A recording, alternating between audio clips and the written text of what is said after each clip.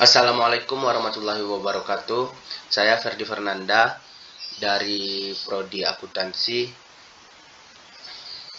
akan menjelaskan tentang analisis korelasi dan regresi sederhana.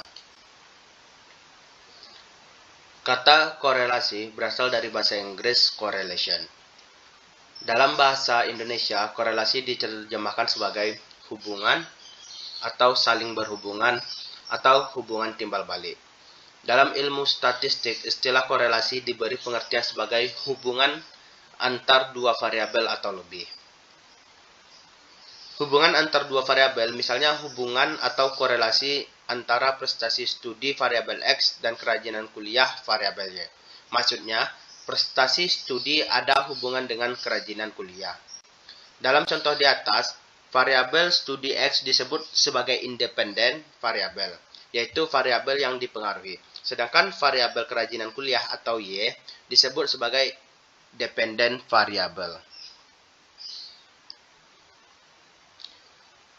Selanjutnya ada arah korelasi.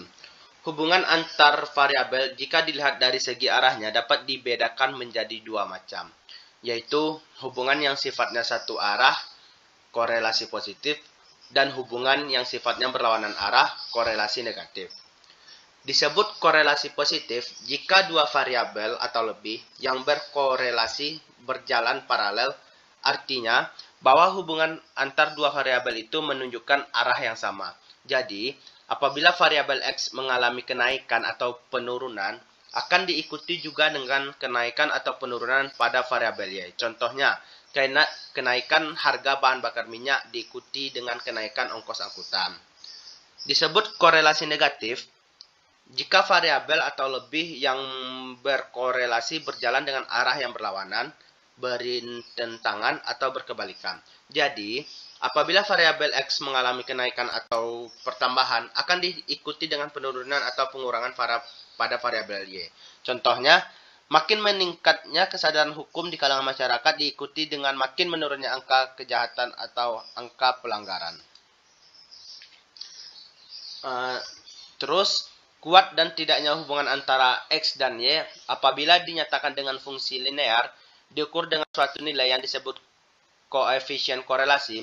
Nilai koefisien korelasi ini paling sedikit minus 1 dan paling besar 1. Jadi, jika R sama dengan koefisien korelasi, maka nilai R dapat dinyatakan sebagai berikut.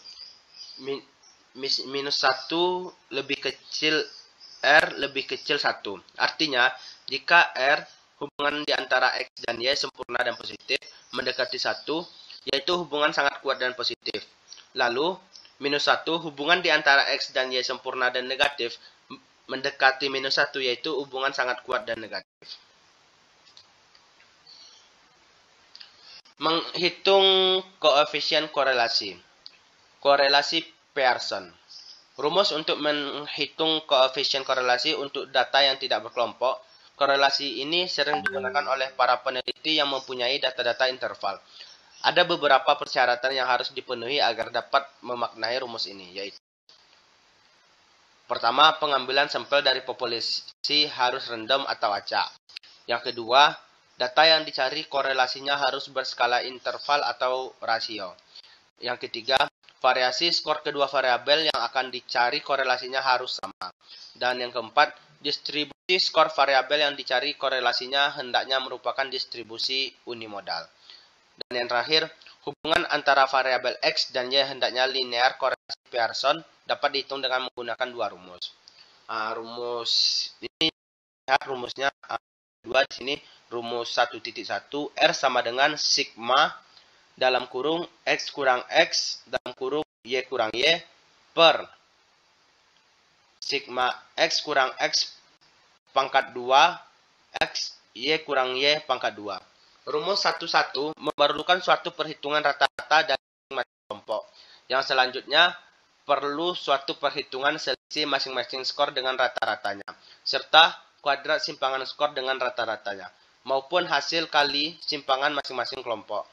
Terus yang rumus 1.2, R sama dengan N sigma XY dikurang sigma X dikali sigma Y per. Ini di dalam apa ya? N sigma X kuadrat dikurang dalam kurung sigma X tutup kurung kuadrat dikali N sigma Y kuadrat kurang ditutup sigma Y kuadrat.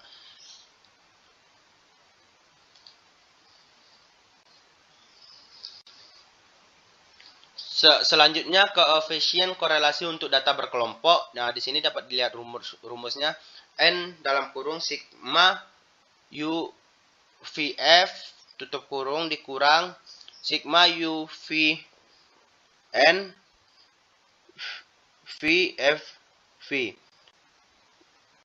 per N sigma U kuadrat VU dikurang sigma U VU, ini dalam kurung terus kuadrat terus N dalam kurung sigma V2 dikali FV terus V dikurang sigma FVV kuadrat. Metode Z untuk perhitungan korelasi Pearson. Apabila data kedua variabel yang akan dicari korelasinya mempunyai rentangan nilai yang sangat berbeda, maka sebaliknya perhitungan korelasi Pearson didasarkan pada Z-score. Untuk menghitung korelasi Pearson dengan metode Z-score dapat dilakukan dengan dua rumus. Yang pertama yaitu R sama dengan sigma ZX ZY per M. Untuk memperoleh hasil dari Z-score dapat digunakan sebagai rumus ZX sama dengan X kurang X per SDX. Terus ZY sama dengan Y per Y, Y kurang Y per SDY. Apabila kita telah mengetahui nilai rata-rata dan simpangan baku masing-masing variabel, maka korelasi dapat dihitung dengan R sama dengan sigma XY per N dikurang X dikali Y. Ini bentuknya dalam kurung per SDX kali SDY.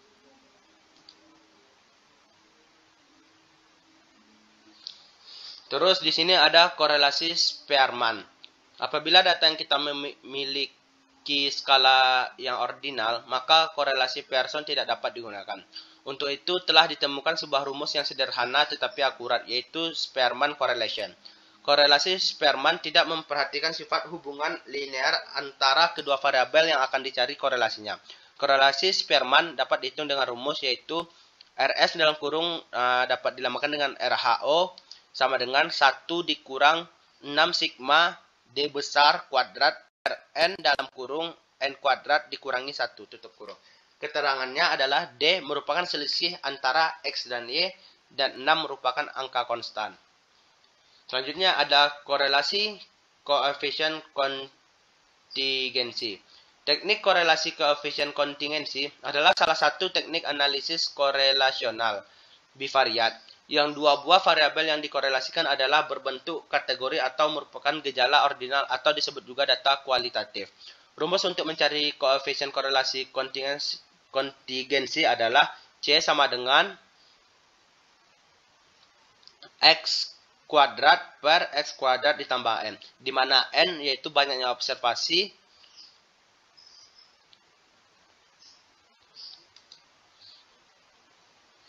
selanjutnya yaitu ada diagram pencar. Tujuan utama materi ini adalah bagaimana menghitung suatu perkiraan atau persamaan regresi yang akan menjelaskan hubungan antara dua variabel. Setelah ditetapkan bahwa terdapat hubungan logis di antara variabel, maka untuk mendukung analisis lebih jauh, barangkali tahap selanjutnya adalah menggunakan grafik. Grafik ini disebut diagram pencar yang menunjukkan titik-titik tertentu. Setiap titik-titik memperlihatkan suatu hasil yang kita nilai sebagai variabel tak bebas maupun bebas. Diagram pencar ini memiliki dua manfaat, yaitu yang pertama, membantu menunjukkan apakah terdapat hubungan yang bermanfaat antara dua variabel, dan yang kedua, membantu menetapkan tipe persamaan yang menunjukkan hubungan antara kedua variabel tersebut. Selanjutnya, persamaan regresi linear. Yaitu di sini adalah teknik ramalan dan regresi linear sederhana. Ada persamaan regresi linear. Yang pertama, regresi merupakan suatu alat ukur yang juga digunakan untuk mengukur ada atau tidak adanya korelasi antar variabelnya. Yang kedua, persamaan yang digunakan untuk mendapatkan garis regresi pada data diagram pencar disebut sebagai persamaan regresi. Untuk menempatkan garis regresi pada data yang diperoleh, maka digunakan metode kuadrat terkecil, sehingga bentuk persamaan regresi adalah sebagai berikut. Y sama dengan A tambah B X. Yang ketiga, kesamaan di antara garis regresi dan garis tren tidak dapat berakhir dengan persamaan garis lurus. Garis regresi yaitu seperti garis tren dan nilai tengah aritmatika. Memiliki dua sifat matematis berikut. S dalam kurung Y sama dengan Y aksen sama dengan 0. Dan S dalam kurung Y kurang Y aksen tutup kurung pangkat 2 lalu nilai terkecil atau terendah. Dan yang terakhir, nilai dari A dan B pada persamaan regresi dapat dihitung dengan rumus berikut. B sama dengan sigma X I Y I per sigma X kuadrat I. Atau B N sigma X I Y I dikurang sigma X I sigma Y I per N sigma X 2 kuadrat kurang dalam kurung sigma X I tutup kurung 2 kuadrat A sama dengan Y kurang BX. Sekian dari saya. Assalamualaikum warahmatullahi wabarakatuh.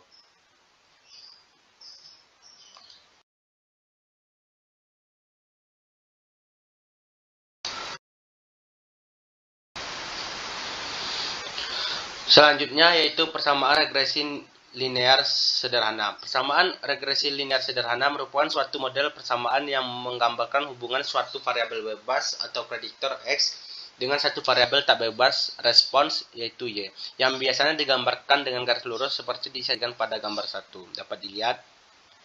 Persamaan regresi linear sederhana secara matematik diapresiasikan oleh Y sama dengan A tambah BX, yang mana Y garis regresi atau variabel respons, A konstansta atau intercept perpotongan dengan sumbu vertikal, B konstansta regresi atau slope, X variabel bebas atau prediktor. Besarnya konstanta A dan B dapat ditentukan menggunakan persamaan A sama dengan dalam kurung sigma Y I terus sigma X kuadrat I dikurang sigma X I dikali X sigma X I Y I tutup kurung per N sigma X I kuadrat dikurang sigma X I di dalam kurung terus di luarnya 2 kuadrat. Yang mana N adalah jumlah data. Langkah-langkah analisis dan uji regresi linear sederhana. Adapun langkah-langkah yang perlu dilakukan untuk melakukan analisis dan uji regresi linear sederhana adalah sebagai berikut. Yang pertama, menentukan tujuan dari analisis regresi linear sederhana. Yang kedua, mengidentifikasi variabel prediktor atau variabel respons. Yang ketiga, melakukan pengumpulan data dalam bentuk tabel. Yang keempat, menghitung X2,